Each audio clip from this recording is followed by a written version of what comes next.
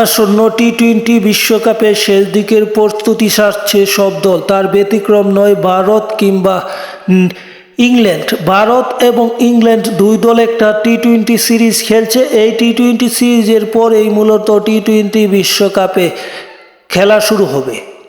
এই টি-20 সিরিজের দ্বিতীয় টি-20তে গতরাতে মাঠে নামে একে অপরের বিপক্ষে ভারত এবং ইংল্যান্ড নারী ক্রিকেট দল।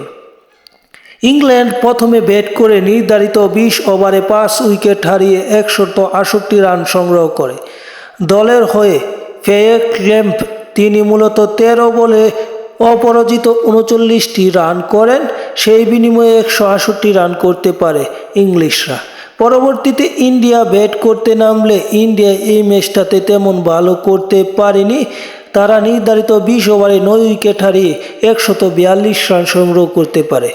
বিনিময়ে তারা 26 রানের বড় ব্যবধানে এই ম্যাচটিতে হেরে যায়। এই ম্যাচটিতে ভারতের পক্ষে আশঙ্কাজনক পারফরম্যান্স কেউ করতে পারেনি।